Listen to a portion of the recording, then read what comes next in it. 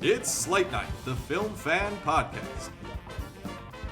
Now, here are your hosts, Corey and Mason. Hello and welcome to another episode of Slate Night, the Film Fan Podcast, the podcast made by film fans for film fans. As always, I am one of your hosts, Mason Schmidt, here with my best bud, Corey Knudsen. Ew. And we're going to talk about movies. We talk about movies every fucking week, and yet only 13 of you watch us every fucking week, so we're just going to continue on. Who cares if we're swearing so much in the first minute? YouTube's not going to worry about it, because we don't get enough viewers anyways. But anyways, before we get into talking about Oscars, Razzies, all the movies that we watched this past week, Corey, how have you been? And what are we going to be drinking tonight? Yes, I am drinking as well. Hey, we broke the dry January Dry January streak. is a curse that we all need to be convinced of. We, it you know needs to what? go away. We just filmed an episode of the Oscar nominees, our reaction to those, so definitely check that video out. Yeah. It was a lot of fun. It More was of a deep dive. Deep dive in every category, which was longer than we anticipated. That's how all of these videos go. Every fucking time. Yeah, every fucking time. But it was a lot of fun. We love talking about the Oscars, so it's not going to be a part of this episode just because we wanted a full kind of episode breaking that down. So definitely check that out. We're drinking some whiskey right now, some Harryman whiskey. We downed a whole bottle of wine, some Cabernet Sauvignon, some Sterling Vineyards. Yep. Really fucking good. We're mixing everything. And Busch Lights. And Busch Lights. Busch Lights. So we have water, so that's fine. Yeah, we're it's a little finishing water off. hydrate. We're finishing off the last of the whiskey, and the wine is gone. So it's gonna be kind of a rough go of it for me, as someone who hasn't had a drink in 25 days, which isn't like a flex. It's just that I'm already a lightweight, so I've had nothing in my system for 25 days. So I'm also gonna be sucking down a good amount of water to try and keep me at least. For the sake of those listening and watching, so that I'm not the biggest dumbass in the world, I'm going to be drinking water as well. Fair enough. I'll be drinking a Busch Light and whiskey. So, anyways, let's... You have an iron liver. Yeah, the tolerance is high. Work has been very stressful, but I'm excited to talk about movies this week. Start off with the awesome three movies. I made the choice, which I'm happy I did, I guess, in finality now. Watched through all of the Silent Hill movies. The first movie came out in 2006, based on the video game. There's been a lot of games. I don't know how many total there are now, but I think the first one was in like 98, maybe. And I've never played the games. Just as a kind of reference point for me going into this franchise, watch the first movie from 2006, directed by Christoph Gans, who we'll mention again in a second. But essentially, it's about a character named Rose, played by Radha Mitchell. She takes her daughter to the town of Silent Hill to cure her of this kind of vision she's seen of the town. And they get in a car crash. Her daughter disappears, and Rose is trying to find her daughter in this town. What I'll say about the first movie, I enjoy the first movie. I think it's pretty okay. I think it's one of the better video game adaptations, of all time, I suppose. Like, we haven't had like a ton of great ones, but especially at the time when it came out. Yeah, we're not getting anything good. We've had better like TV shows have kind of like Fallout and Last of Us have kind of come out as far as TV stuff, but at the time this was definitely one of the better ones. And the thing that I enjoyed most about this was kind of the atmosphere and the aesthetic of the town of Silent Hill. And the idea of like the ash falling in this kind of foggy, cloudy atmosphere. And you have a lot of very interesting creature design in the movie, and these different monsters that kind of pop up at night. Like there's at night, like the fog world goes into this other world, and the characters have to survive this stretch of time and then go back to kind of a normal-ish time. I thought there was interesting stuff. The visual effects didn't quite have the power to fully realize all this stuff at the time, but it's still pretty enjoyable. I liked seeing the main character of Rose just go through like a hospital and a school and a church and all these different areas, and kind of it felt like a video game, very much so, like obviously, but just of getting like a pipe and getting tools and like getting all this stuff to kind of survive this. So I had a good time with this movie. My biggest like issues with it is that it sometimes feels like a bit too inside baseball, a bit too much background lore of the game, where like if you haven't played it, you're kind of like, oh, okay, like there's this whole cult kind of, and they're there, and I don't really understand who these creatures are. I don't really personally, like, I was just like, I don't really understand, like, how these different worlds exist, and, like, some people are here and some people are there. I don't know. It was fine. Sean Bean is also in this movie, also in the next movie, Revelation, that I'll talk about here, but he's very underused, and it was kind of an add-on because at the time the producers of the movie said, there's not enough male characters in this movie, so we want to have another male character, and that was the husband looking for his wife. He doesn't really serve a purpose in this movie, so... the first one I actually enjoyed enough. I think it's a fine movie. I'm glad that I watched that one, for sure. Silent Hill Revelation came out 6 years later in 2012, and it does follow up the same story of the daughter Sharon, who kind of goes by different names, played by Adelaide Clemens, and she joins up with Kit Harington in a very early role in his early Game of Thrones days. First time I ever saw him in anything. Okay, yeah. This movie, and I hated it. This is not a good movie. Silent Hill Revelation is not good. Sean Bean does come back for this one. You have a lot of, like, Rhoda Mitchell comes back, Deborah Kara Unger comes back, and then you have like Carrie Ann Moss and Malcolm McDowell come in for, like, very small scenes. Yeah. Must have been crazy paychecks for that. Like, that's fucking insane.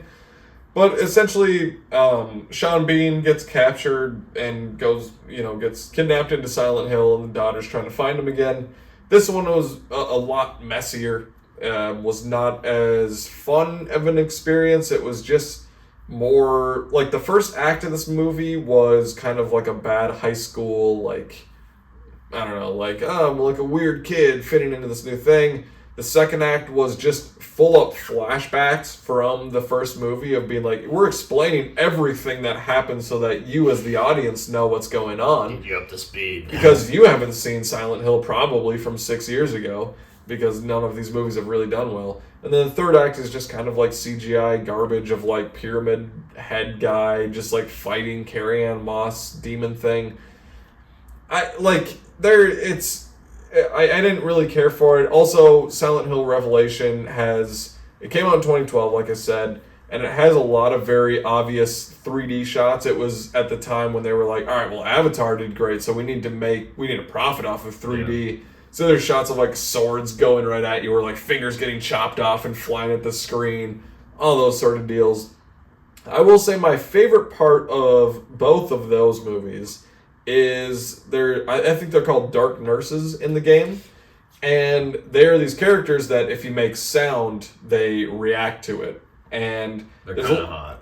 Well, I mean, some of them, yeah. I saw this movie when I was 12. That's fair. They're kind of hot. Yeah, some of them are racked up a little bit, but there's some good sequences of, like, characters that are trying to, like, weave their way through them, or to, like, get somebody untied from, like a medical room or something like that, where they have to be quiet and, like, they're reacting and kind of flinching a bit. I think those are interesting characters, and that's kind of the thing that stuck with me was the creature monster design. Was I'm like, I would actually, like, play the games maybe, because, like, it piqued my interest enough. The first Silent Hill is okay. Silent Hill Revelation, not very good. Didn't really care for it. But then, did you want to add something about those? No, I'm just so interested to see kind of how this franchise builds out for you with Return to Silent Hill. Well, Return to Silent Hill, if you didn't know it came out this week, that's probably okay, because there was one showtime that worked for me to see it this week. I work in the evening, and normally, like, a lot of movies play at, like, 11 o'clock or noon that I can see new releases. This movie, there was, like, one showtime that worked. It was very cold that day. I didn't give my car enough time to start in the morning. It's been, like, negative 25 degrees here every fucking day for the past week. Yeah. It's been awful. So I was a little bit late, and I missed, like, the first minute of this movie. I went back and watched that first minute online just to, like, see what it was. But I missed that. The theater attendant there also gave me this postcard for Return to Silent Hill, which, like, I like little props for movies. That's kind of cool. But I was trying to, like, rush into the movie, and he was like, hey, give this to your friends. So if you could give this to one of your brothers, that would be great. Blake Not Austin. me. Yeah, Blake Austin or Tyler. Not for me. Give your friends, send a postcard to your brothers. That'd be great to... We were talking about bachelor parties before we started recording this, Yeah. and the scariest thing at my bachelor party was seeing how well Corey hits it off with my brother Blake, especially when they're drinking. Oh, yeah. They are a dynamic duo of just nightmare fuel. Like, it is terrifying to see how well they fucking just complete each other's sentences. You and my brother Blake would make a beautiful couple. Peanut butter and jelly, baby. Come on now. I didn't think you'd go with it. That's good. So yeah, I'll give this to Blake. It to Blake. This would be a good wedding gift. He's getting married Sure. this year. Yeah. Fuck it. You can write a message on there. Yeah, you can do a whole thing. So, you know what? I like little props. I like little memorabilia for movies. Fuck you, dude. Anyway, Return to Silent Hill. This movie is fucking ass. Holy shit. Is this worse than Revelations? Or Revelation, sorry. They're both very bad movies. With Return to Silent Hill, it is so. This is a bit of background. Silent Hill, the movie, the first one, is based on the first game. Silent Hill Revelation is based on the third game. Return to Silent Hill is based on the second game. We flipped orders for some reason, whatever. Good. Return to Silent Hill is more of a standalone thing where it doesn't rely on the first two movies. If you haven't seen the first two and you want to see this one, I couldn't recommend it. But if you wanted to, it does follow the character of Jeremy Irvine. And it's like this guy who is having visions of his wife, played by Hannah Emily Anderson, who's hot as fuck in this movie.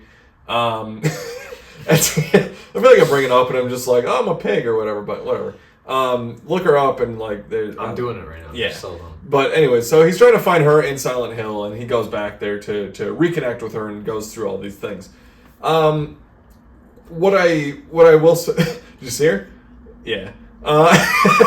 Doesn't help that she's... I feel like I've also seen her in other stuff, though. She has been in some other things. I'm forgetting right now, but she, like... There's more attempts at emotion in Return to Silent Hill than Revelation, where it's him trying to, like, deal with his relationship with her and where that went and why he left Silent Hill and all this stuff. It's not executed well at all. And this movie is confusing as all fuck because Silent Hill already is kind of like, which reality are we in and which dimension are we in of, like, you know, these different worlds and shit. I don't know. I don't really understand it. I haven't played the games, like I said, so I don't really know. But by the end of the movie, I didn't know what the fuck was going on. And I didn't know who was actually dead, who was alive, what was real, what wasn't. And I don't need it explained to me, but I also just want something to, like, latch onto. I didn't get anything here. I really didn't get much out of this movie. The kind of interesting world and atmosphere and creature design I already had gotten from the first movie, and this one didn't add much. So, cannot recommend Return to Silent Hill. You know, I'm happy, I guess, that I've watched this franchise now, and that I saw one of them in theaters. This was the first one I saw in theaters, but, man, this was bad. I know I shouted out Jeremy Irvine a couple weeks ago talking about Warhorse. He was the main character or main actor in that. Really? He was the main actor in Return to Silent Hill. So like it was cool to see him back, I guess. And like Christoph Gans also came back to return as director for this movie, Return to Silent Hill. So it just was, I don't know, not a franchise that I'm really interested in. Even the first movie, I'm like, interesting concept, interesting world. Some of the aesthetic is cool, but overall, wasn't a huge fan of this. Got a postcard out of it, and I actually went to a new theater to see Return to Silent Hill, the Woodbury 10 Theater, which was fun. I like checking off new theaters from my list, but watch the first movie if you maybe like the games, or if you don't like the games. Like I think you can still enjoy that first one. Don't need to check out the sequels. That's kind of sad to hear. I was really looking forward to this. Not that the trailers were like looking like they were going to be the best horror film of the year. It was just, oh, this looks like it could be fun. It could be promising. Maybe they learn from the errors of their ways with Revelation. Apparently not. But I was kind of looking forward to this movie, especially since we kind of had a smaller release week. But one of the movies that was expanding out was The Testament of Anne Lee, which was a 2025 film that now we can finally see in 2026, which I think I've harped on enough about movies from 2025 that finally we get, the wide public gets to see in 2026. But Testament of Anne Lee was a movie I've been really excited for. It's directed by Mona Vastfold. It's written by co-written by Brady Corbett, who is the director of the fantastic The Brutalist. This is a film starring Amanda Seyfried, Lewis Pullman. You got Christopher Abbott, who is an actor who I think is just massively underutilized, underseen, and underrated. This is a film about Anne Lee, the founding leader of the Shaker movement, which something I didn't know much about, but is the proclaimed leader of this movement as the female Christ by her followers. And this film depicts her establishment of a utopian society, and the Shakers worshipped through song and dance, and the film is based on real events. It's a story documenting this newfound religion that transfers from England to the New World during the 1700s. And it's about Anne Lee, this founder, trying to find a place within this New World, within the United States, that can support what she believes in. And this film, I was really excited for, just based on the looks of it from the trailers. I think the technical aspects of this film, the choreography, the writing, aside from a lot of the kind of character depth, the writing of just like the plotting of the story, I should say, the staging, the visuals, the performances, there's a lot of good in this film. And I've seen a lot of people say a lot of great things about this film or praise this film and say that, oh wow, this is a great reimagining of what a biopic can be, documenting this story of Anne Lee. And I saw this movie being one of my more anticipated films closing out my 2025 watch through, I guess. But after watching it, I just left the theater feeling kind of empty.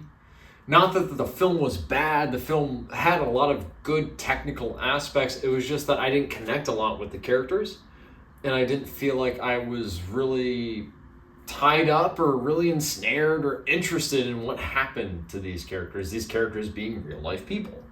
The next day, I looked up more reviews just to kind of feel out how people were feeling about this movie and what people thought. And the majority of the reactions have been positive for this film. And I think that there is a lot of merit in this film. It is a well-helmed, well-directed film. I think Mona Vastfold, I should say, this is one of her early directorial features. I don't think this is her directorial debut. I think there's a film called The World to Come, I believe, that she directed prior to this. But this is still early on in her career, and I think that she can have a amazing, awesome career. Just based on the visuals, her boldness, the confidence behind the camera. She's going to have a long career directing and as a director. I think what I want from her the most after seeing this movie, even if I don't love this movie, is that I think that she can competently helm an awesome horror film. There are aspects of this film that lend me to believing that she can direct a film like Luca Guadagnino's Suspiria. Something like that. Something that's so well-developed, really believed, really something fully realized and in-depth. A full new scary world. I think that she has the chops to handle something like that. But I found a review, like I said, after watching this movie, written by someone referred to or named Zach Pope. I don't know anything about this reviewer. It was just the words within this review I really related to. Zach Pope wrote, have you ever watched a movie that has everything that you could possibly want, but still walk away unemotionally invested? That's this. Not for me, but Amanda is incredible. Obviously referring to Amanda Seyfried. Like I said, all the performances are great. Amanda Seyfried is fearless in this film, and I've always loved Amanda Seyfried, and this movie kind of further proves that to me, that she is not only, yes, she's beautiful, she's stunning, she's great comedically in Mean Girls, she's awesome in the most recent Housemaid, she's awesome across the board, but in this, she has this depth and this fearlessness that I've never seen before, and it's fully realized because of her. She's sensational in this movie. But taking that away, this film still felt like I was at an arm's length. I couldn't really get roped into the story. I didn't relate to a lot of the characters. Not that you need to relate to characters to root for them 100% of the time, but after I couldn't connect with these characters, I didn't really care where their story went. It was interesting learning more about this community, about this belief system, and how they worshipped, and how they kind of lived their lives to better fulfill what they saw in life and what they needed to do to satisfy what God wants and expects from us. But within watching this movie, I was just like, eventually there's going to be an end to this movie, and I can't name or explain or predict where this movie is going to end. It's just going to end at some point, and that's going to be it. I'm not going to, fine, whatever, sure, that's where it ends. Ann Lee will probably die at the end of this movie. Maybe she does. Maybe she won't. Maybe I'll understand more of her beliefs. Maybe I won't. It felt kind of listless in terms of the story. But like I said, the technical aspects were great. So I'm a little disappointed by how this film overall worked for me. Again, the performance is fantastic. Christopher Abbott continued to act your ass off. He does have... This is a very serious and straightforward movie. There's a couple of scenes involving him and involving his character. He plays the husband to Ann Lee in the film. I forget his name, but there's a couple of scenes that got me to crack up a little bit, and I don't know if I was supposed to because everyone else in the theater was deadpan serious the entire fucking time. I'm like, I don't know if I can laugh and if that's immature, but damn it, he was really good in this movie. So, kind of a mixed bag, which I was really hoping it would be something more positive just because I was really excited and interested in what this movie could be. This one it feels like a little bit too little too late for Oscar 100%, kind of nominations. 100%. With Amanda Seyfried, she was kind of on the brink of Best Actress nominations, and then even just from the trailers and kind of hearing you talk about it, costume design and production and some of those technical things where it maybe could have snuck in there if it would have came out in November, early December. It feels like it may have had a little bit of a better chance to get in, but certainly one that has been in the conversation and. A cast that I enjoy, and Brady Corbet writing the script, who I enjoyed from The Brutalists. So I definitely do want to check it out for sure, but just kind of with it not being nominated right now for Oscars, it's dropped down a little bit, but I still, even after hearing you talk about it, I do want to check it out for sure. Yeah, there's a lot of merit to be had within this film. There are some times throughout this film where they are worshiping these characters within the Shaker movement, and it is hypnotic, and you just kind of lose yourself into it. And it's something that, for me, was unexpected just because, again, I don't know much about the Shaker movement. So it was something 100% new to me and just crazy and interesting. Mm-hmm. This film, to me, reminds me of, The Darkest Hour in years past, where, The Darkest Hour, I think, you can list technical aspects, costuming, production design, acting, all this stuff. I don't connect a lot with that movie. Sure, Gary Oldman gives a fantastic performance in that film, enough to win his first Oscar, but the movie itself, I don't look back on a lot, but there's still a lot of great things in it. So I think you could kind of levy a lot of those same praises or critiques to The Testament of Ann Lee. I think they're kind of one and the same, even though they're completely, obviously different stories.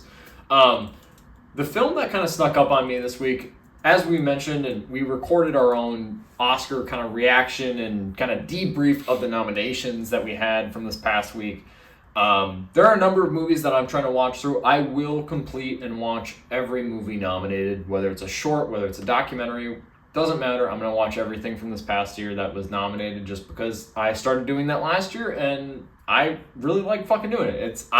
Also, we're completionists. You more so than me, where you will watch all of the Silent Hill films or all of the Toxic Avenger movies from a year, and I just will fucking say not worth my fucking time and skip. But when it comes to the Oscars, both mine and Corey's favorite day of the year, or at least one of our favorites, I want to watch everything. One of those films that I had not seen before, but was nominated for Best International Feature Film for the 98th Academy Awards, was The Voice of Hind Rajab.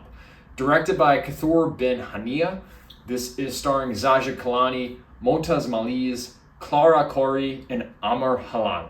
This is a film about the Red Crescent volunteers and how they receive this emergency call The call is coming from a 6-year-old girl who is trapped in a car under an IDF fire in Gaza, pleading for rescue.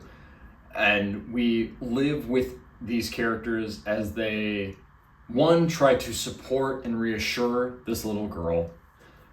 2, try and figure out more about her positioning, her whereabouts, what's going on, is she safe? 3, deal with the bureaucratic rigmarole bullshit of how do we actually initiate and go through with this entire plan of saving this little girl. This film completely snuck up on me. I was excited to watch it just because come Oscars, like, this was always something kind of in the background. Like, I heard about this film, and now it's finally showing near us. I saw it at the main cinema. There are a few movies that I've cried this much after seeing. This movie is 90 minutes. It's a thriller, mostly talking, 100% dialogue based. And it reminded me a lot of one of my favorite films of all time, The Guilty from 2018. Not the remake that's on Netflix with Jake Gyllenhaal. I believe Antoine Fuqua did the remake of it. The original film from 2018 was directed by, I have the name here, Gustav Moller, which I believe is I need to reevaluate my top 100 favorite films of all time, but it is currently sitting at my number 75 of all time. One of my favorite movies. And that film, similar to this, is just someone being fed information over the phone, and they are so desperate to assist. And I think with both of these films, you get a lot of good signs of humanity, but also it shows some of the worst things about us. Anything that has to do with kids in peril, when obviously kids don't know what's going on, they're not in control of what's going on, they're stuck in the crosshairs, they're stuck in the crossfire, and we need to figure it out for them. This movie deals with that a lot. It's very well edited. It's one of the best edited things I've probably seen in my life, and it incorporates a lot of the really tragic and real recordings of this little girl as she's going through one of the scariest moments in her life. And we spend time through the eyes of these members of the Red Crescent volunteer group as they work to assist her. And the way that the film incorporates the real recordings, as well as even footage of those real people that assisted this girl in the moment, I was blown away. Again, this is a movie that it's 90 minutes, so it's not like the longest runtime. And how can you make a conversation on the phone immersive, interesting, and 100% hard edge to where you're just like, I don't know where this is going. I don't know how this movie can satisfy a 90-minute runtime, but then the movie starts and it keeps going and things keep switching, things keep happening to where it's like, oh, we had momentum and then we lost it. Oh, we had an answer, now it's gone. Now, how do we figure this out? And the entire time I was riveted. The movie's 90 minutes, like I mentioned, and I think 85 minutes of the movie, my eyes were welled up with tears the entire time. And I saw this movie in a theater which wasn't packed. I would implore you to go see this film. But the film, primarily everyone in the theater were men. And I could hear people throughout the theater, nonstop, throughout the movie, sniffling. And that made me feel really validated in the fact that I was like choking it back the entire time. I got to my car after this movie. I showed up super early. I showed up a half an hour before this movie started because I was really worried, because with it getting nominated for Best International Feature, I was really worried that I was going to have to compete for a good seat, because this is one of those theaters where it's not a pre-select your seats. It's just first come, first serve. Like, there you go. Get there when you can. Got my seat, waited there a half an hour before the movie started, and I stayed until the absolute end of the credits. I was the last person in the theater, and it was kind of a good moment for me because I got back to my car and I bawled in the most childlike way I have in my entire life. And then I got home, which is a short drive from the main cinema to my apartment, and then explaining this movie to my wife, I bawled again. And I've never had to be consoled by another adult in such a humiliating way as my wife, who is 5'5", reaching up to me, being like, it's okay, hey, you're fine, as I'm crying about a movie. But this is a movie that transcends narrative. It is more than just fiction. It is something that has actually happened, and these atrocities that this child faces are true. So I'm spending a lot of time on this movie because it means a lot to me. And it surprised me, and I wasn't expecting it. Not only do I think it is one of the best edited things I've ever seen, it is just exceptionally well acted, well paced, well directed, and easily, sad to say it, my favorite film of 2025, even though we've already released our top 10 films of 2025. And like Life of Chuck, how much I've talked about that movie over the past year, how much I love that movie, how much that movie is meant to me, no comparison to this and The Voice of Henry Job. This movie floored me. It worked numbers on me, and it's a movie that I will take with me in years to come. I was really surprised last year when I got to see Dune Part 2. And that movie I was ensnared by it. I love that movie, and I think it is the best film I've seen and the best film to have been made since I've been alive. The Voice of Henry Job is up there too. Oh. And I think it is truly just something, like, one of the things that was mentioned in the trailer for this movie before I saw it at the main was that few movies are important to be seen, or as important to see. Movies can be something for entertainment, for artistic value, but this is a movie you need to see because this is a movie that is important. And I'm one of those people where I'm like, I don't know if movies are necessarily important in the fact that you need to see it, but they are important in the service that they do for the people that watch them. Like, they allow us some levity, for the most part, or some brief escape from our lives. And some brief little vacation time with hopefully characters we love or a story we get to go on. This movie is similar to Schindler's List, is similar to The Zone of Interest, where it documents horrific things that you are going to have to experience, and it's going to stick with you. And for that, it's one of the best things I've ever had to sit through. It's a hard thing to sit through at times because, again, it's violence against children. It's horrible things that a person at that age who's in preschool, who's trying to get someone to help them, but for some reason they can't. It's one of the hardest things I've had to sit through and watch, and it is one of the most riveting things I've ever had to see. It's similar to watching Warfare from this past year for me, to where it was like I could feel my heart the entire time. But with that, I'm like, okay, it's just a movie. Yes, scenarios like this do exist. But with this, it's true. And the voice recording of this little girl just looking for help is true. And I think that this movie handles it very well. And I think that this is maybe the most emotional I've ever gotten about a movie, potentially on this podcast. But holy fuck, is this one of the best things I've ever seen. So I need to stop because I will cry. I love hearing passion behind movies.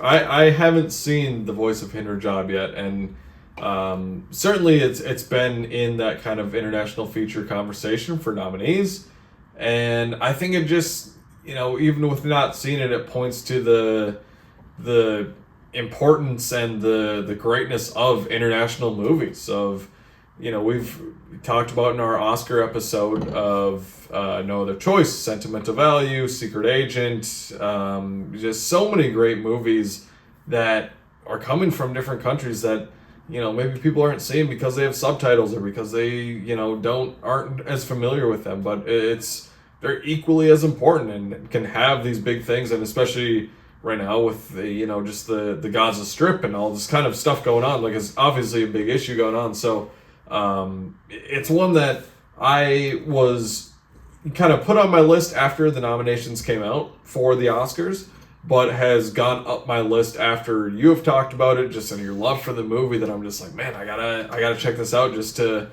see kind of your love for it. And I know you wish it would have been nominated in other categories for sure at the Oscars, Best Picture and editing and stuff that you mentioned. So really excited to watch this one, and glad that you loved it. I love passion behind movies, and like, even if nobody else shares, or like not a lot of other people share the same, like, this is the movie that made me feel the most, like, I love just hearing that It's just so special. That's the magic of movies. I mean, again, kind of like you said, the magic of or the impact more so of real life and how that can be presented through film and how powerful that can be. Not to try and call a shot, but you and I typically side on the same side of a spectrum. Whether it's we both like the same thing, maybe you might like it a little bit more than me or whatnot. We'll be on the same side. I know you will like this movie. I don't know if you'll love it as much as me, but I know you will at least like it. And I think that, like you mentioned, this year of international feature films is just a banger year. It usually is, but like this has affected me more so than years in the past. So definitely check it out if it's in a theater near you. I'm guessing it's not, but it's worth the drive to any theater that's showing it in your home state. If you're in Minnesota, drive to Minneapolis. I know that might be a big ask, at least right now, but drive to Minneapolis. The main cinema is thankfully showing this fantastic film, so check it out because it is maybe a life-changing adventure in terms of a film. Yes, you'll have to read subtitles, but you're an adult, I'm hoping, so you'll be fine. There are a number of other movies that I did watch this past week, like I said, with the Oscar nominations. I'm going to run through them as fast as I possibly can because there's a fuck ton. And not to discredit them, I had a great watch week. I watched, I think in the past 2 days, 7 movies, and I am a bit fatigued from it. Most of those being documentaries. We'll talk about them more with like predictions and stuff. Yeah, as kind of the Oscar season unfolds and as we have time to kind of speculate stuff before the awards show on March 15th.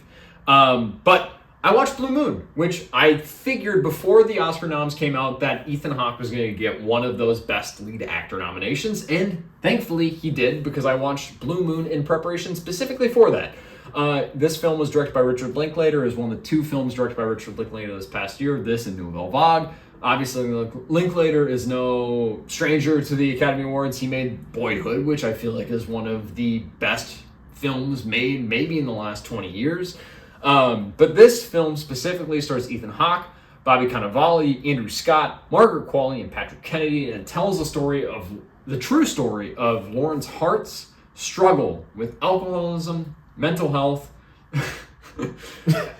Not to laugh while it was just Corey's little tip of the hat. A bushel light. But it's his story and his struggle with alcoholism and his mental health as he tries to save face for a long-standing friend and collaborator of his past career during their opening of the show Oklahoma.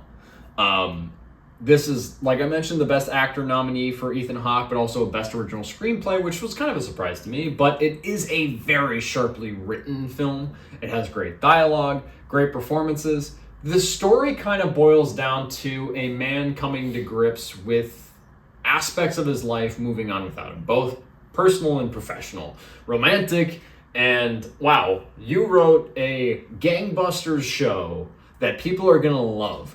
While I don't think the music is that great and I would have changed it and done it my way and it would have been better, I'm sure of it, you're doing great. And it was without me for the first time. So, common denominator there. So this is a movie kind of following a character of Lawrence Hart licking his own wounds as he's trying to kind of, rehabilitate his image and trying to save face, like the synopsis says, throughout this entire film as he's trying to kind of smooth over things with his past colleague, and he's fallen in love and he's ensnared by the young Margaret Qualley, and he's trying to experience life again. He's getting a new kind of context for how to live, even though he's hit a point where he's like, I'm done, I'm tapped. So I actually really like this movie. I didn't have the biggest of expectations. I've really only heard about the performances in this movie, but the movie was really satisfying. The writing of this is sharp.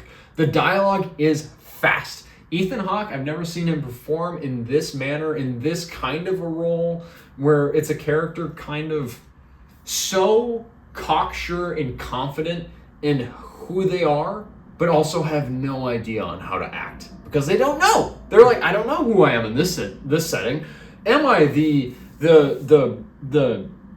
savant? Am I the new leader, this teacher of this student? Am I this mentor role? Or am I just a boy smitten by a girl who looked at him for too long? Like, there's so many aspects of this performance from Ethan Hawke that really endeared me to him.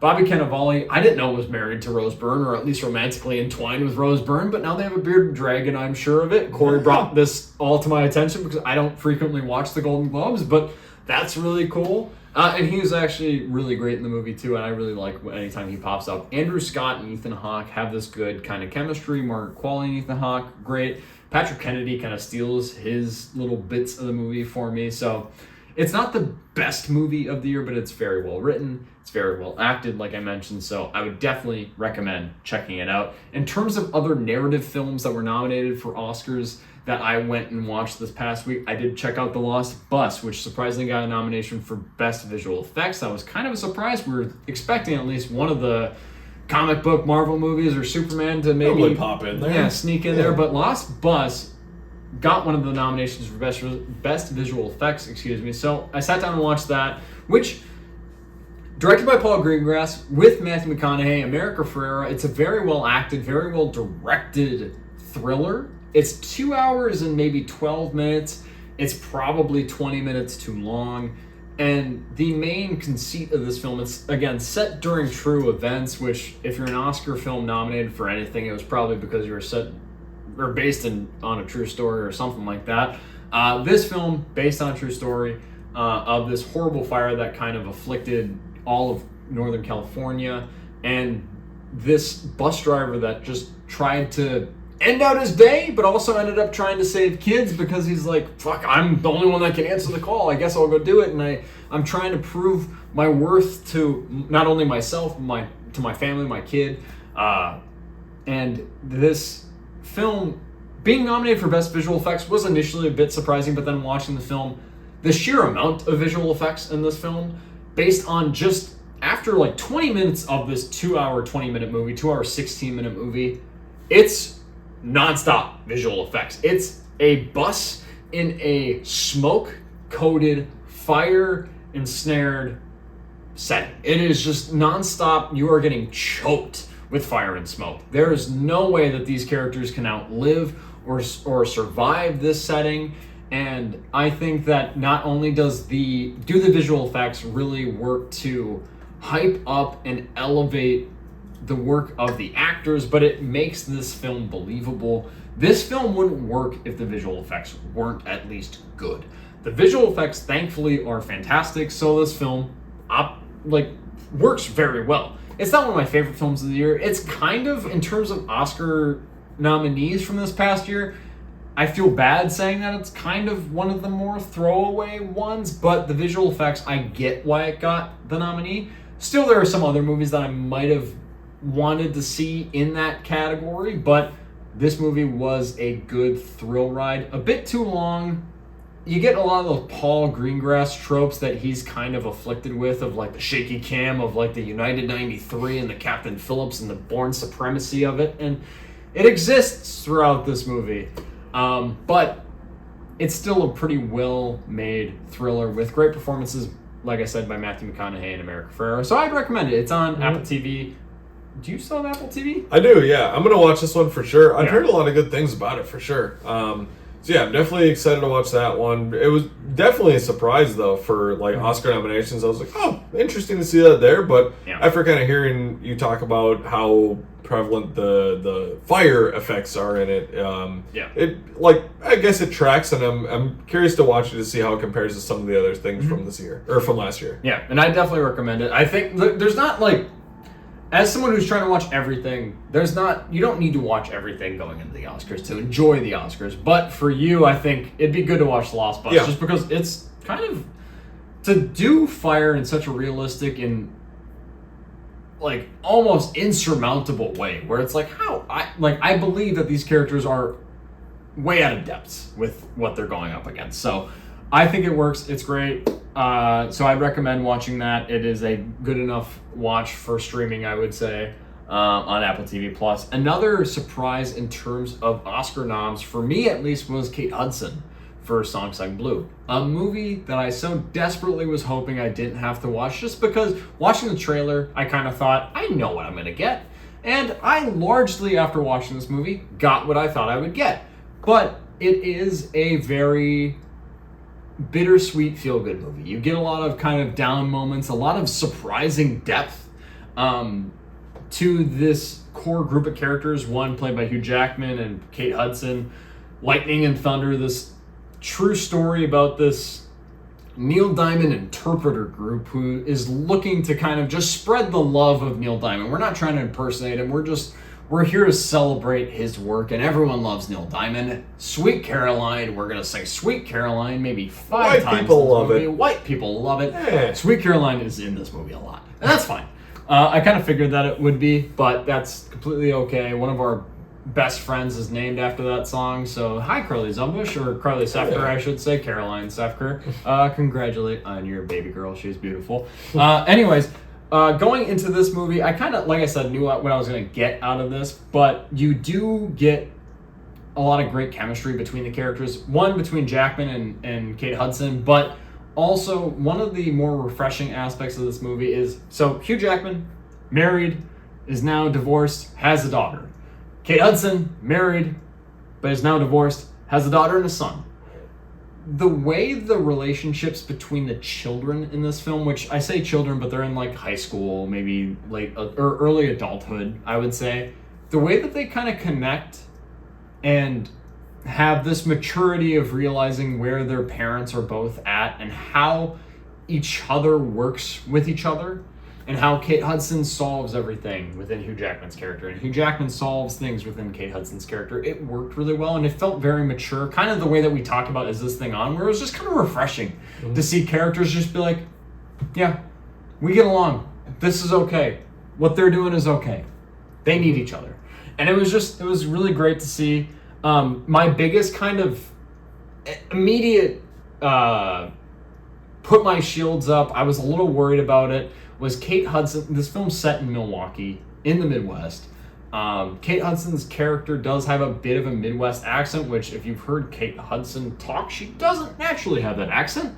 But in this film she does. So going into it as being from the Midwest, both of us, you kind of sniff it out a little bit. Like you get like the Fargo, like, gee, Marge, you okay? I just think I'm gonna barf. Like, it's like, okay, cool, fucking settle down. It's a bit hammed up. In this film, at times, I felt like it was hammed up, but it would kind of seep into the background, and it kind of worked on me to where I was like, I do know some people that do still sound like this, so you know what? It's fine.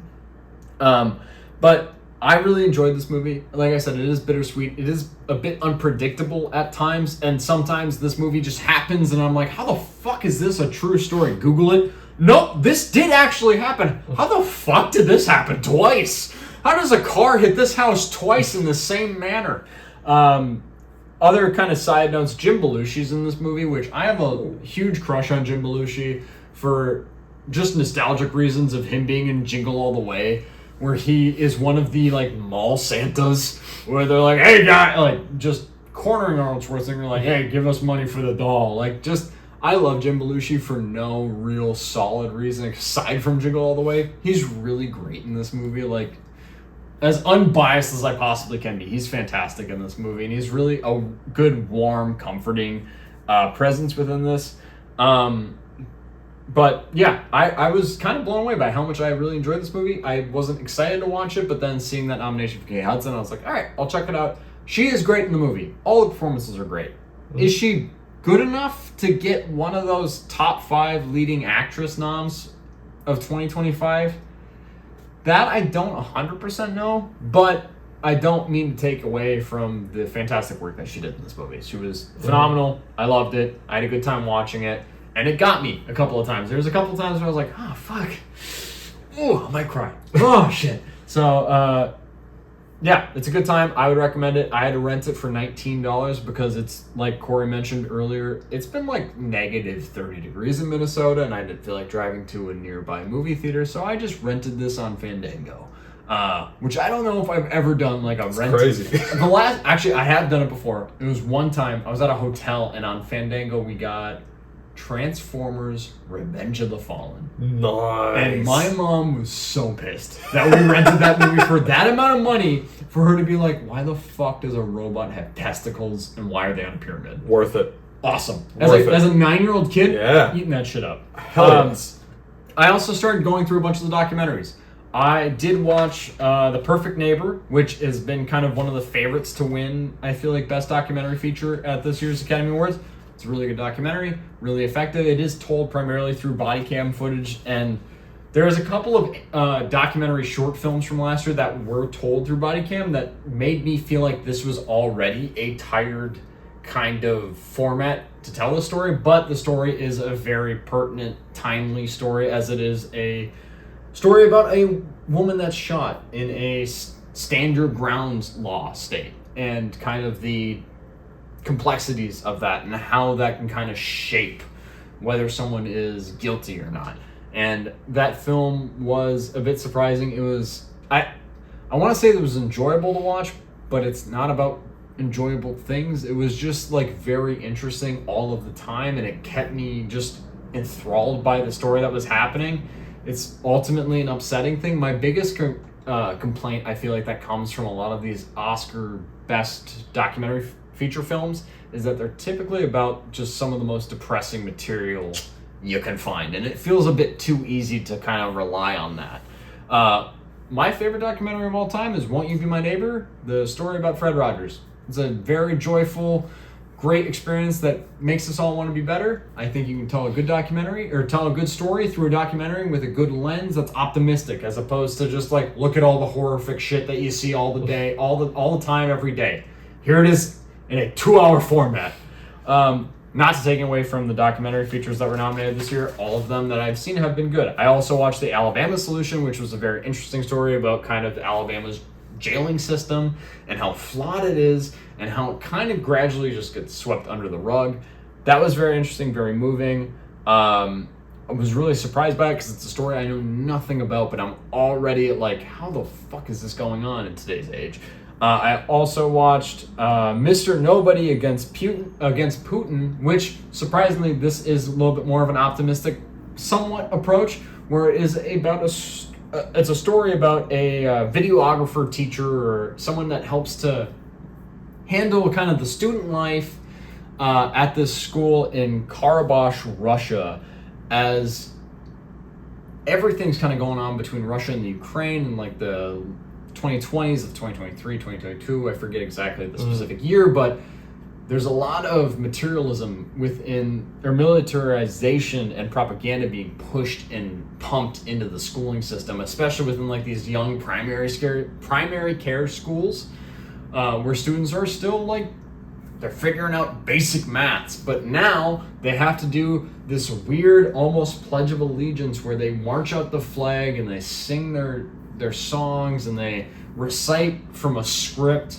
their beliefs until they believe them.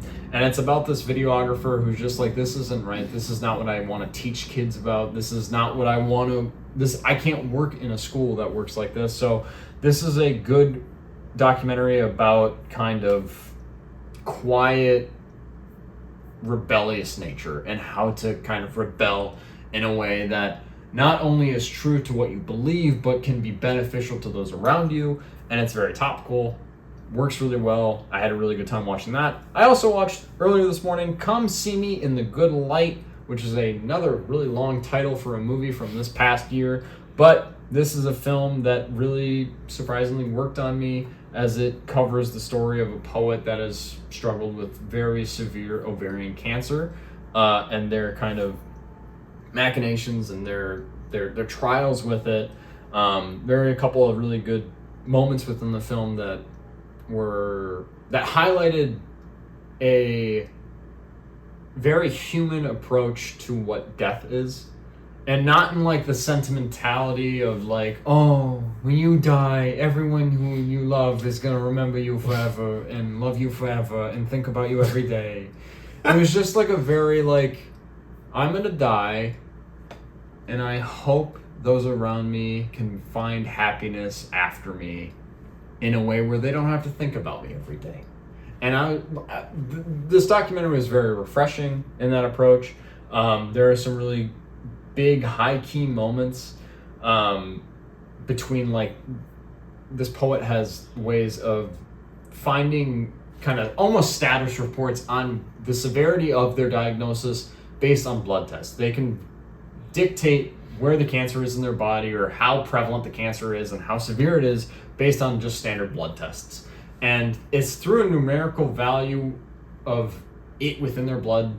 I don't know the full technical jargon or the scientific examination of it, but they are able to examine, oh, hey, my blood test this week was 10. That's very low. Whereas if it's in like the 20s, that's scary, and I should be worried. And this poet, who had been given roughly 2 years time span left in terms of living after this diagnosis, taking these tests every 3 weeks and getting kind of a good marker as to where they're at and where they're progressing. Are they getting better? Are they getting worse? Is there an uptick that gives you hope right before it just resettles you in the reality of it with a horrific realization that, oh no, it's everywhere? There's a moment in this film where the poet receives the information that their cancer in their blood count is at a 10, which is a very low moment. And that's a good thing. And just the shock and awe on this person's face as she's like, it's a 10. As they're like, it's a 10. I'm okay. But I don't want to settle into thinking I'm okay for too long because I still have cancer. So it was a very moving kind of representation on how cancer can affect not only one person, but just everyone around them. And it was just a kind of, it was the most optimistic I think a documentary about cancer could be. And I really enjoyed it. Of the documentaries I've watched, like I mentioned, I've watched 4 of them. The only one that I still need to watch is Cutting Through Rocks. Come See Me in the Good Light is my favorite documentary I've watched. I've talked a lot. My mouth is dry. I watched a lot. I also watched Diane Warren, The Relentless. Watch her Oscar video. I go on a rant about that, which was also recorded on this same night, and I don't have the energy to talk about it again. And my mouth is very dry. Corey, you talk. I just want to shout out very quickly. A lot of people, when they do their Oscar reactions to things, they'll talk about the Best Picture nominees. They'll talk about other things. Mason is very committed, and you'll watch the documentaries that not a lot of people have seen, and probably not a lot of people will watch. They're all very good. And they're worth the nomination. And you'll talk about them, and you'll give these reviews of a couple minutes of talking about these movies. So I respect that 100%. I love that you'll love to these movies that get nominated and kind of shed some light on movies that people may not have seen and may not have heard of. So I commend you for that. That's fucking awesome. I love that you do that. If you have been watching this channel for a while or listening to this for a while, about a year ago, I started doing an alphabet watch through where I started at the beginning of January 2025, watching through a movie that started with A, going through the alphabet throughout the year. It's taken me a bit longer than I actually thought that this would, and especially this week, I meant to finish out. I had X, Y, and Z left. I had 3 letters, 3 movies that I had to watch, and I got through 2 of them. And then I meant to watch it this morning, but then I work for the news, and some things in Minneapolis happened. If you've been paying attention to the news, that's happened, and I wasn't able to watch my movie this morning because I was called into work. It was very busy, but I was able to watch 2 of them this week. So next week I will finally finish this thing out. It's kind of just a self thing of like, all right, a year I'll do this. I did it. Yeah, I did it. But let's talk about X and Y this week. So talking about X, there wasn't a lot of options. I'd seen the X-Men movies. I'd seen the X trilogy. And then the Triple X movie with Vin Diesel, I would have watched them, but I wanted to watch all 3 of them, and that was just too much time. Yeah. So I was like, what's a singular movie I can watch that starts with X? I decided on Xanadu. Very interesting movie. You've heard of it. You've all heard of it. All of you have heard of it. The thing that got me to watch this movie is that I love the song Xanadu by Olivia Newton-John. I'd heard the song before. I love it. I think it's a great song, and it continues to be a good song after watching the movie. This is a wild fucking film. I'm not going to spend a lot of time on this movie because it's crazy, but it's a wild movie. It's a wild movie. It came out in 1980, and Michael Beck is a struggling painter that lives in LA, and he meets a girl played by Olivia Newton-John, and he's really struggling as a painter. He rips up a painting, throws it out into the wind. The wind goes by this mural that's in LA of Olivia Newton-John and these other, like, 8 women that are, I guess, like, deities of Zeus or something. And then they come to life. Olivia Newton-John brings him to life, or brings her to life, I should say, and then she inspires him, along with Gene Kelly, to open up a roller skating nightclub in LA at this abandoned building. And then they have music there from different eras of time. So that's what Xanadu is about. And there are crazy scenes in this movie. One of the first times you see Gene Kelly is he's sitting on a beach on a rock, kind of it's a rock structure, as he's like playing the flute or clarinet or something. And Michael Beck comes up to him, and Gene Kelly says, "Yeah, man, they don't make rocks like they used to." We move on to the next scene after that. And this is a wild movie. Like, halfway through, it switches to like an animated movie, and we get like animated Olivia Newton-John and Michael Beck. It's very crazy. The end of this, spoiler alert, I guess, for Xanadu, if you haven't seen it and you were wanting to watch it, the end of this movie kind of is like Michael Beck runs through a wall like it's platform 9 3/4 on Harry Potter, and he gets into the god's realm of Zeus, and then he's like, "Hey, I think Olivia Newton-John is really hot, and I kind of want to bring her back with me," which, like, yeah, I mean, like, I think she's one of the most beautiful people to ever grace this earth. I love Olivia Newton-John. I grew up with Grease, watching that movie all the time, and I was like, oh, that's one of my first childhood crushes, 100%. She comes out in the black, stepping on the cigarette, and as a kid, I'm like, I'm different now. Walk on me. Yeah. But anyways, Michael Beck feels the same way. It ends with them opening the nightclub and doing all this stuff. What I will say is that the musical sequences and choreography and songs in this movie are good. Like, that's the focus of this movie, but it does feel like a bunch of music videos kind of combined into one movie. It's kind of weird. There's not really a strong narrative throughout. I love seeing Olivia Newton-John, like I said, but it was more of just like, I don't have many other options for X this week, so I'll watch this one.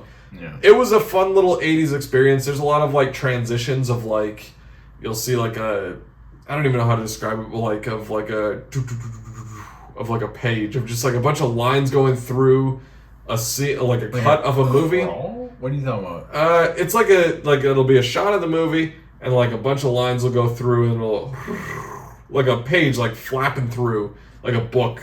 Kind of as you're... Is it in a transition? Like a transition, yeah. Like a transition as you're kind of flapping through, but it's more like top to bottom of it. And it's very 80s. I don't know how to describe it the best, as I'm a lot of drinks in right now, and we're probably rambling a lot, but...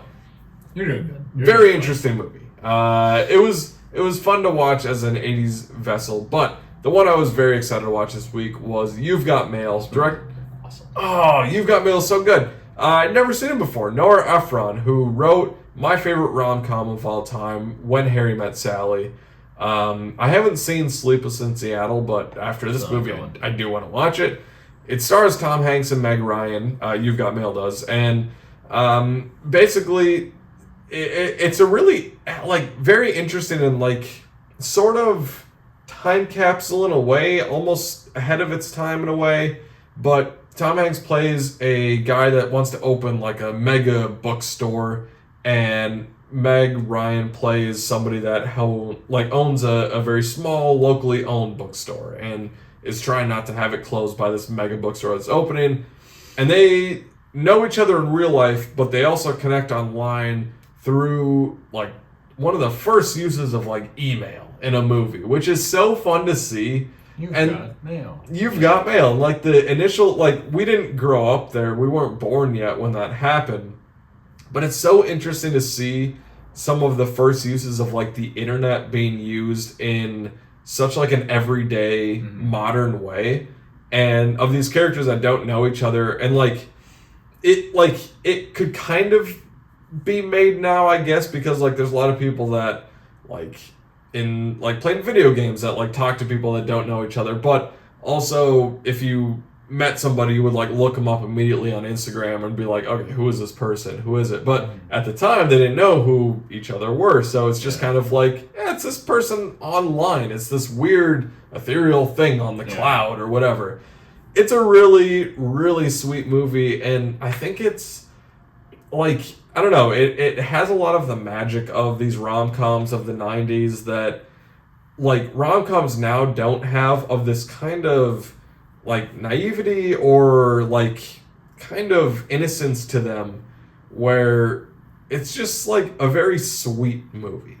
And I think the supporting performances are a big part of it too, of like Greg Kinnear being the boyfriend, Parker Posey being the girlfriend in the movie. Like, they're both so good. Steve Zahn is in the movie, is just like this kind of guy that's at the bookstore that's like, I don't know, fuck it, I'm here too. It's really fun. Dave Chappelle is in the movie too, as like a business partner. I really enjoyed this movie. I think it was a great, like I said, use of kind of the early use of the internet, and then also the way that they kind of used the way that they cut their dialogue mixed with what they were typing on their computer. So it was like narration, but then it would cut to what we see them typing. I just thought it was like a really good way to emphasize that. And one of my favorite scenes in the movie is the first time that Tom Hanks realizes that Meg Ryan is the girl he's talking to, but she doesn't know. And I think it's such a smart way of cluing the audience in and kind of getting them into the character's mindset for the rest of the movie, of understanding where these characters are at, because he knows and we know, but she doesn't know.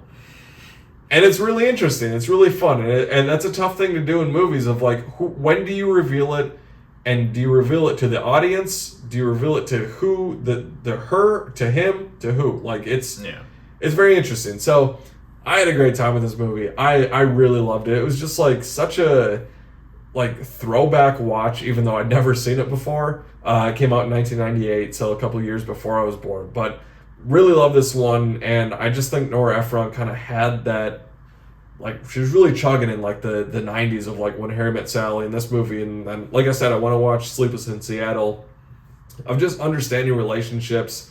And I think the ending to this movie is just so sweet, and it's just so nice. I really loved it. It was a great why watch, but next week I promise I will finish this. If anybody is like invested in this, probably not, but I will get through Z in January, and then I'll do a recap of everything I watched in this alphabet thing. For your Z, not to spoil it, but is it going to be the one that you originally had on here?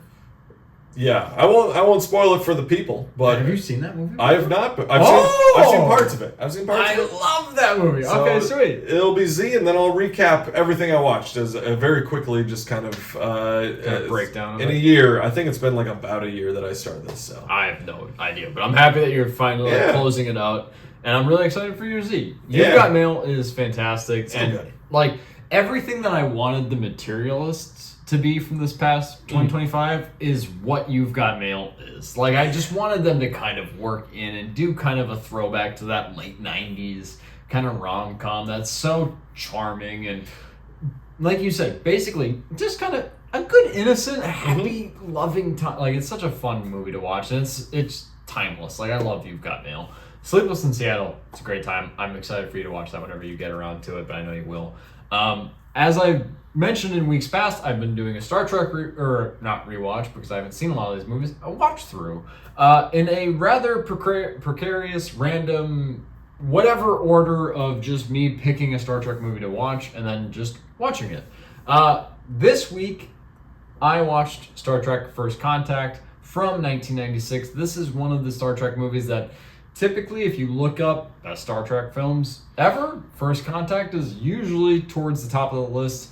At least it does tend to fall on the higher end of the list for the Next Generation crew of things.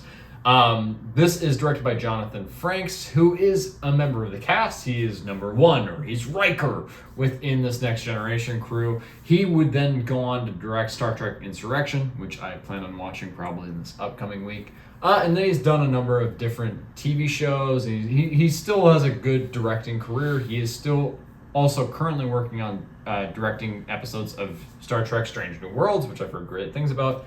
But anyways, this is the Next Generation crew. We got Patrick Stewart, again, Jonathan Frakes, Brent Spiner, LeVar Burton. Alfred Woodard joins the cast for this film, James Cromwell, and Alice Krige. This is a film that continues the story of the Borg being the sentient, hive mind alien race that's based in technology. They are the perfect blend between synthetic and natural.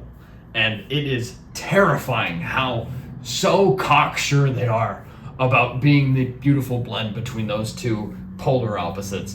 But the Borg travel back in time, intent on preventing Earth's first contact with an alien race and an alien species. Captain Picard and his crew then chase the Borg to ensure that Zephram Cochrane, played by James Cromwell, makes his maiden flight reaching warp speed. It's a really good... All of these Star Trek films are fun to watch, but this is a really good, just straight up sci-fi film. We get good sci-fi action with the Borg being a very imposing villain. Picard, played by Patrick Stewart, being a good protagonist, not only in that he is easy to root for, but he is flawed in what he's setting out to do. The Borg, as is expressed throughout some exposition, but I haven't watched any Star Trek television. I've only seen the movies. Through some exposition within this film, you learn that he has an experience, he has a backstory with the Borg. He has been one of the only people to ever be kind of assimilated into the Borg that has then reverted back to his natural self. And he knows what that hive mind is like and how infectious and horrible it is. And to be able to watch this film and see Picard have this vendetta, but also having to try to rein it in at points, to be like, I am a captain. I need to lead people. I need to lead my crew to do the right things, but also I'm so inebriated and kind of swallowed up by this hate I have for the Borg that takes precedent.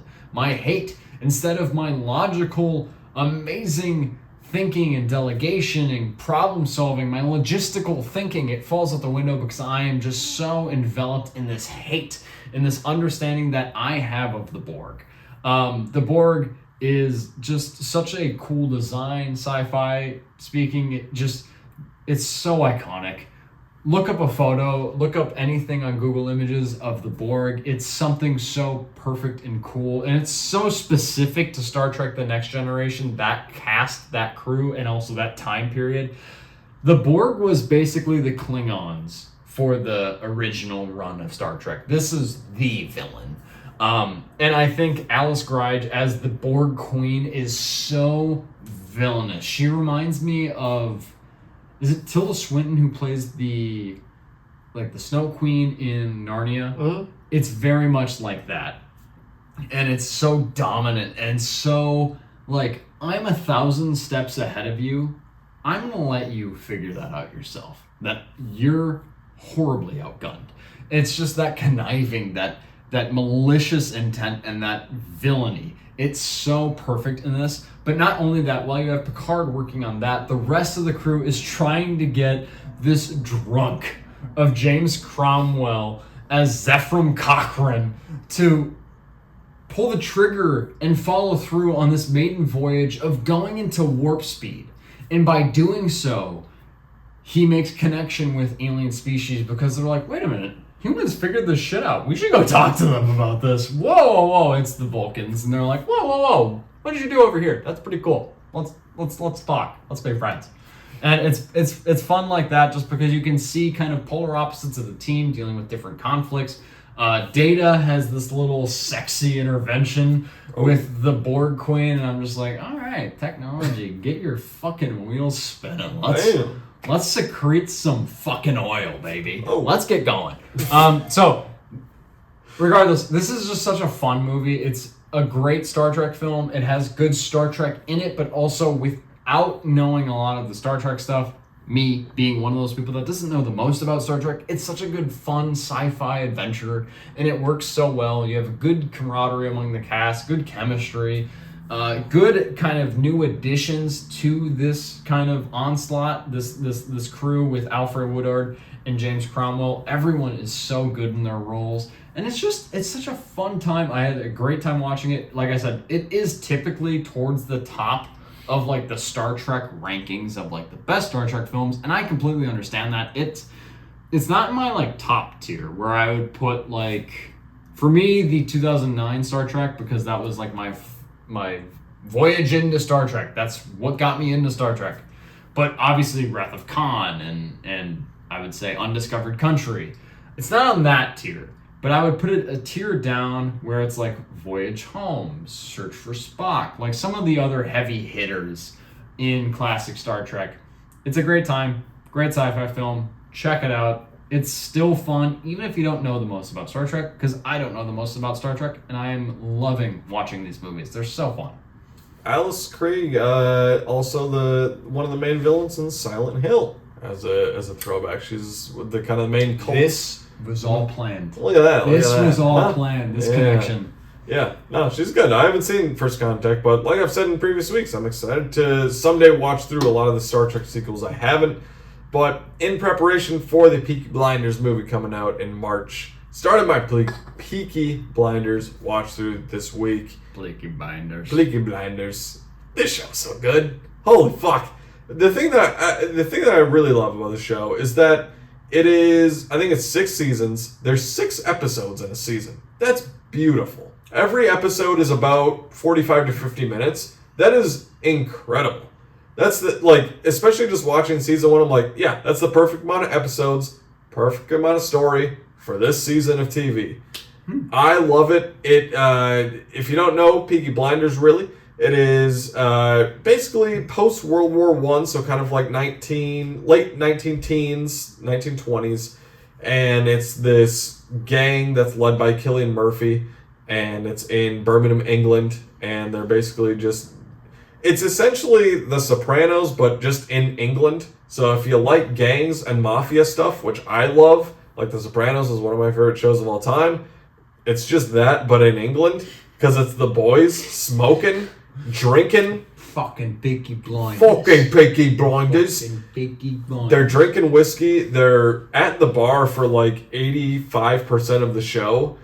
Smoking, drinking, killing people, betting on stuff. Yeah, it's basically just what I do today, just in a Except for the killing people. More modern set. Well, maybe, but Cillian Murphy is great in this show. He like after Oppenheimer, I feel like a lot of people kind of discover that he's like, oh, he's a really good actor. Like he's always been a really good actor since 2013 when this show came out, and all of his supporting roles. So Paul Anderson's really good as Arthur. Annabelle Wallis is great as kind of the love interest who kind of comes into the show. Sam Neill is fun as the investigator. I love kind of crime-centered mafia gang type things. That's why I love Sopranos. That's why I love The Godfather. I love Casino, Goodfellas, all those type of things. It's just I really latch onto that, and seeing these people that are inherently bad but are so entertaining to watch. It's great, and I love this show. Just from the first season alone, I've loved watching it. And like I said, it's pretty quick to get through for like a season. So I'm probably going to do like a season a week, honestly, because it's like an episode when I come back home from work and just get through it. So I'll get through it by March when the movie comes out. And it's just like, it is kind of the meme of like the Peaky Blinders, and people say that, but like it really is good. It's really cool. And there's like the finale of this season leaves it off in a way where I'm like, man, I can't wait to see what season 2 holds. I don't know a lot of what happens later, aside from that Tom Hardy comes in at some point. I don't know when. Alfie. Oh. I don't know what season it is. I don't know with the storyline. Can't wait to see it. I think I've looked it up before, and it's not until season 3. Okay. I haven't started watching it yet. I want to, and my wife wants to, which is why I haven't started watching it yet, because she wants to watch either Heated Rivalry or there was a movie that came out with the boy from Ballad of Songbirds and Snakes, Tom Blythe. Is that it? Mm-hmm. The People We Meet on Vacation. She wants to watch that, which we'll get around to, but she's starting to like kind of position those to be next, where I'm like, I need to watch Peaky Blinders, and if you're going to watch it with me, we need to start now so I have enough time to get caught up before that movie comes. And I've seen that clip of Alfie Solomons, played by Tom Hardy, of just him tearing in to Cillian Murphy. And I'm like, oh my God. Because Tom Hardy is, I think, my favorite actor of all time. And I can't wait to get there. I'm jealous of you for being able to watch the first season of it. I didn't realize it was 6 seasons, like 6-ish episodes. Mm-hmm. In my head, it was like 4 seasons, 8, which is almost the same amount of episodes. But I just thought about it in a different way. But I'm super stoked to sit down and eventually start this. And I'm jealous of you indefinitely. Seeing the boys in trench coats, drinking, smoking, killing people. Walking in slow-mo with the fucking shitty-ass little, like, newspaper boy hats and a cigarette. Oh, dude, it's so cool. I fucking love the show. So, very excited. I'll keep you updated in the coming weeks. Coming out this week, January 30th, the last release week of January, we have the new Sam Raimi movie, Send Help. Dylan O'Brien plays the boss of Rachel McAdams. They get stranded on an island. Looks really fun. Can't wait for that. We get Shelter, the new Rick Roman movie starring Jason Statham. If you like Jason Statham action movies, you're probably going to like this one too. Then we have The Moment, the new Charlie XCX movie. Sort of not like a documentary really, but like kind of semi-autobiographical. Yeah, sort of in that way. And then we have Iron Lung, which is coming from a YouTuber, Markiplier, who, if you grew up with YouTube, you knew about this guy. You love him at least. Yeah, he did like gameplays of stuff. So he's coming out with this movie kind of in a post-apocalyptic future. So a few different options. I will, the one this week, Send Help. I'm so excited for that movie. I can't wait to see that. Yeah, I can't wait to see Send Help. I can't remember. I have seen Sam Raimi in theaters, and it was Spider-Man 3. I watched it with my entire neighborhood. We all got in one big vehicle and went to the movie theater and saw it. And that was awesome. Not the best movie. I'm really excited for Send Help just to see more of the Sam Raimi horror aspects, because I've always really liked the Evil Dead franchise, but I finally saw Drag Me to Hell, and I'm liking kind of that version of Sam Raimi, and I'm getting away from like what I grew up loving him as being the director of the Spider-Man film. So I can't wait for that. The trailers look really interesting. Rachel McAdams looks fucking nutty in this movie, so I can't wait to see it. I'm also, if Iron Lung is showing near us, I'm gonna check it out. It looks good enough. It sounds interesting, and I want to support him in the same way I kind of want to support Stuckman and what he did with Shelby Oaks. I grew up with Stuckman. Markiplier wasn't really my cup of tea, but I think it's cool to make that jump, and the story is at least interesting enough. The Moment is the one that's the most interesting in the fact that I'm like, I don't know if I'm going to hate this or if I will enjoy this. We'll see. But as I kind of take a break from my Oscar watch through, maybe I'll check out more movies in theaters. Moving into a physical media roundup, I did buy, after watching 28 Years Later Bone Temple, I realized I didn't have 28 Days Later in my physical media collection, so I bought a used Blu-ray of that. That should be coming this week. I'm excited and hopeful that it is at least in decent condition, but that is a very specifically shot film. Blu-ray, DVD is not going to matter. VHS, I could watch it on a scratched up DVD from fucking 2004. It's not going to look great. I want a laser disc of 28 You want a laser? I don't know if that's fucking made. But I bought that. I'm excited to rewatch it. The score to 28 Days Later is maybe one of my favorite scores of all time. I've mentioned that my favorite is John Williams' Superman score. I think 28 Days Later is up there for me. I've done this before with Glass Onion, and I don't know how to explain this to like common folk. But I am a completionist in some of my collections. I love the Knives Out, the Glass Onion, and the Wake Up Dead Man films. The Knives Out trilogy is fantastic thus far. 2 of those films were released under Netflix. One thing that Netflix is great at doing, which they're great at doing a lot of things that piss me off, but they're great at not putting films out on physical media. So that leaves me, a 25-year-old man with a little bit too much income to spend on stuff that he doesn't need but wants. I found people on Etsy basically to satisfy my every desire in terms of providing me with a actual carbon copy release of movies that Netflix won't put out on physical media. So I bought through Etsy a bootlegged Wake Up Dead Man release. I'm excited to add that to my collection. It will sit right next to my Glass Onion bootleg that I am so happy to have as well. I'm really excited about that. I also bought the Blu-ray of Coda. It is Oscar season, Coda being obviously the Best Picture winner of a couple of years back. And I really enjoy that movie, and it's a movie that I've come to really enjoy with my wife as well. So I'm excited to add that to my collection. And I added something else, and I can't for the life of me fucking remember what it is. So gonna leave it at that. Well, fair enough. You very kindly got me this movie, Dogtooth. It's been a very busy week, like I mentioned at work, but you just came over today and bought me Dogtooth. That was so nice. This is Yorgos Lanthimos's, I believe it's his first movie, at least his first kind of big release, but I really like this one. It's really weird. It's kind of the groundwork for a lot of his stuff. Begonia, Poor Things, favorite. If you've seen any of those, you will see hints of him in this movie.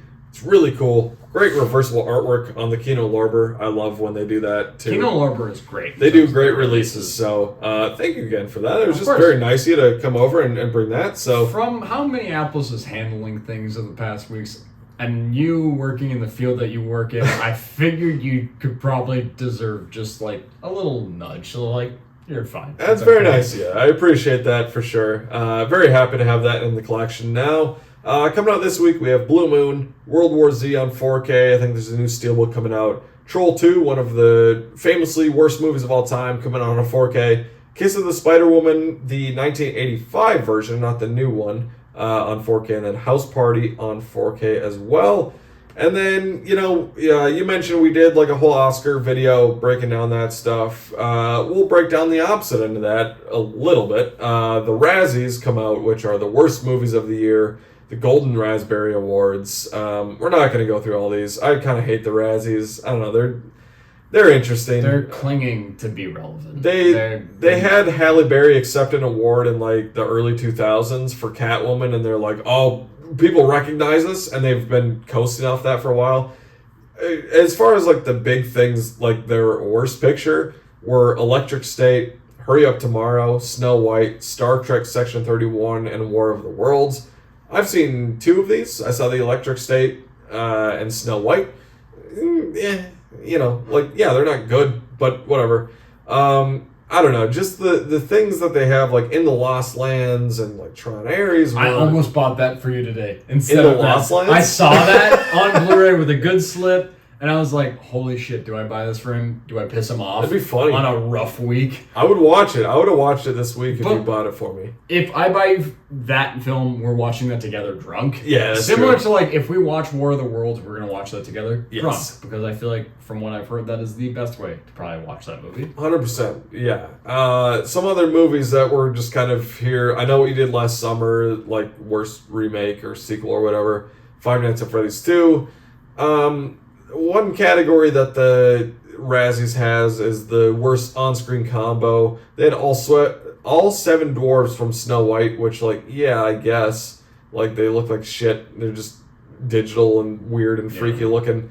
But then they also had Robert De Niro in The Alto Knights. That movie is, like, it didn't catch on. Like, it's not like an incredible movie, but that movie's not bad. And Robert De Niro isn't the bad part of that movie. It's just like, the screenplays are kind of generic. I feel like they're just clinging to like, well, if we nominate Robert De Niro for this movie, we'll get more recognition for trying to say that he was bad in this movie. Like, it's just them clinging to relevancy. They're trying to remain relevant. Yeah, it's, we mention them and whatever.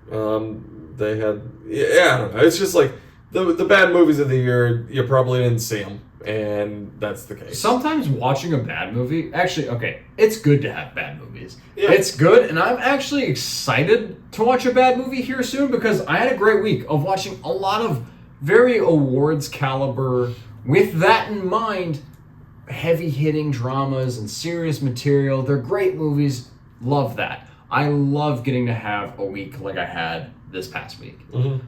But holy fuck, if I can get drunk and watch Roger Corman's Fantastic Four, or if I could watch Samurai Cop, if I could just sit down and find a So Bad It's Good or a classic Chris Stuckman hilariosity or a good shitty movie to watch, Like, after hearing you talk about Return to Silent Hill, I want to go see that right now. Like, I need a break from good movies to remind me of how good they are. You don't need to bring up that postcard again. It's fine. That can stay down. Don't need to pull that back up. But it's good to have bad movies. I think that the Razzies have kind of proven that they don't work anymore, and they've kind of failed at remaining to be relevant. I think that it's just something like it sucks to hate on stuff, to hate on it. Hate gets views and all that stuff. That's great, whatever. Fuck it. I don't care. Sometimes it's just good to see something that was a misfire and being able to acknowledge why it was a misfire or how it misfired. It's a good way to kind of just build out what makes films good, or how your understanding of the filmmaking process, or just how to kind of look at things.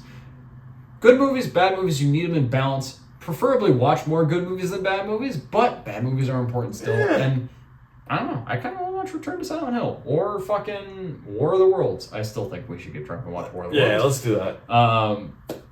Hurry Up Tomorrow, even, just because I've heard nothing but crazy fucking things about that. But who knows? Bad movies are important. Razzies, you're not doing it right though. You're hating too much. Going into rest of the movie news from this past week, aside from the Oscars, it's a bit bare, but we did have a couple of notable trailers from this past week. We had a Masters of the Universe trailer. Not only just a trailer, we had a teaser for said trailer. Stop fucking doing that trend. That's ridiculous. But I really like that trailer. I like kind of like the Thor Ragnarok / maybe Thor Love and Thunder, which isn't that great, but kind of the notes of it, and like kind of that Guardians of the Galaxy kind of just goofy, ethereal, out in space, trying to figure shit out. I don't know much about Masters of the Universe, so I don't have much to compare it to, but I'm excited for it just because it looks nutty and weird and wild. It looks like a 90s kid just played with toys, and I get to see it on screen. Can't wait. We also got Maul as Shadow Lord, which I didn't watch because it's animated Star Wars, and I don't typically pay much attention to animated Star Wars unless it's Clone Wars. We also got a little nice Lobo teaser of Jason Momoa promoting Supergirl as that coming out on June 26th of this upcoming year. I'm going to run through the rest of this news, and then Corey, you can just sound off on whatever you think is interesting enough to sound off on, but otherwise this episode has gone way too fucking long. Batman, Brave, and the Bold hires Flash and Bumblebee writer Christina Hansen. One good thing, one bad thing. Flash being bad, Bumblebee being good. Is this movie going to be good? If James Gunn thinks that he is confident in hiring and having Christina Hodson write Batman Brave and the Bold, fine. We'll see how it goes. I don't think Andy Muschietti is going to end up directing this movie in the long run, but we'll see what happens. Dune Part 3 has secured its first, maybe only, hopefully one of many wins against Avengers Doomsday. Dune Part 3 has blocked out IMAX screens for 3 weeks of release, starting on December 18th, that initial release of Doomsday, both of those films.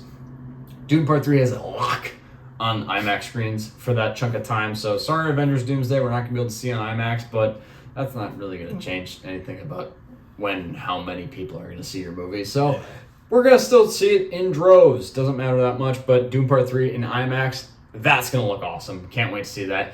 A24 adds award-winning Léa Seydoux and Mikey Madison. Mikey Madison, I think, already kind of circulating this project, but Léa Seydoux specifically is the news story from this week, being added to The Mask of the Red Death, which is going to be a new horror reinterpretation of that kind of classic Vincent Price horror film from, I believe, the 50s. So have that to look forward to. It's fun seeing A24 kind of take on some older, more kind of classic projects like that and see how they're going to reincorporate it into modern day. So I'm really excited about that. Léa Seydoux is fantastic. I love her in No Time to Die.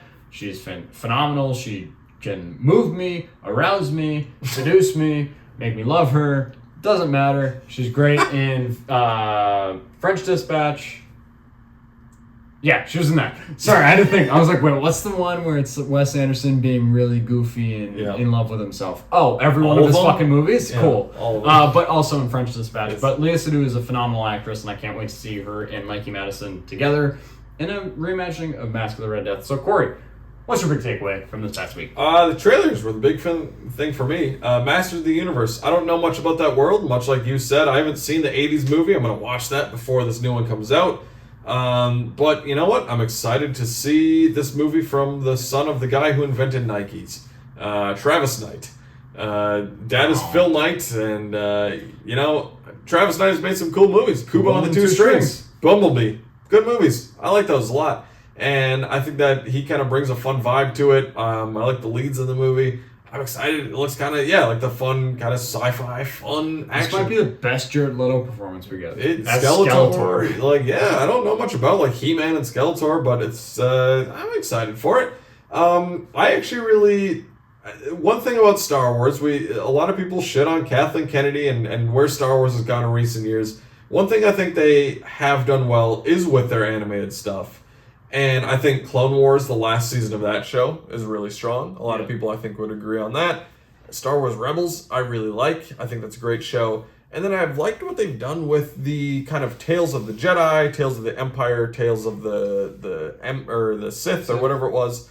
I like giving these little stories to characters, and they don't feel as consequential. Where it's like, if this Tales of the Jedi doesn't work, it's like, oh man, you made a movie about Star Wars that didn't work. It's like, alright, it's a couple episodes, and if you didn't like it, you didn't like it. But it's a little bit more lore, a little more backstory of a Count Dooku or Ahsoka or whoever it is.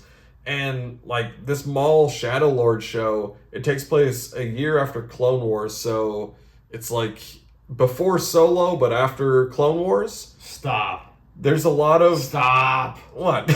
It's so much shit. There's a lot of such a small amount of time that is getting increasingly smaller. There's a lot between Revenge of the Sith and A New Hope. There is, but also seeing Darth Maul just do a lot of shit with crime syndicates. That's cool. I like that. Cool. Sam Witwer is great as the voice of Darth Maul. Is it Crimson Dawn? Crimson Dawn and Solo. I'm down for that. And again, if it doesn't work, then it's okay, it's an animated series that didn't work. And it doesn't feel as consequential. But yeah, then the Lobo teaser, I think it was pretty fun. So, some cool things I'm excited for coming up this year. But, it's we've had a long day of recording things. Just as a wrap up, people listening to this don't know it, but we've been here for hours drinking and recording Oscar nomination reactions, and then everything we watched this week, and just all the news and trailers and things. We love talking about it. It's a lot of fun, but it's been a long day. It's 4:30 in the morning. It's 4:30 in the morning. Which, for me, isn't saying a lot. I watched 2 movies this past day. Corey worked a full 12-hour day. And then I bombarded him with a movie and a bottle of wine.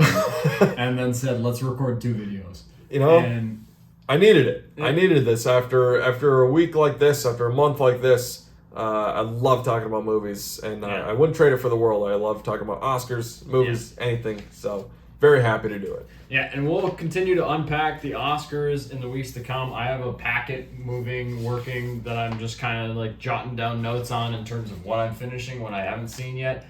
And I'm going to gradually kind of fill it out and hopefully check off everything before Oscars come on March 15th. But all that being said, thanks for joining us for another episode of Slate Night, the Film Fan Podcast. Be sure to follow us on Instagram and TikTok for more in-depth movie reviews and movie news, maybe even some rankings of some of these prospective categories for the Oscars of what we think should win, could win.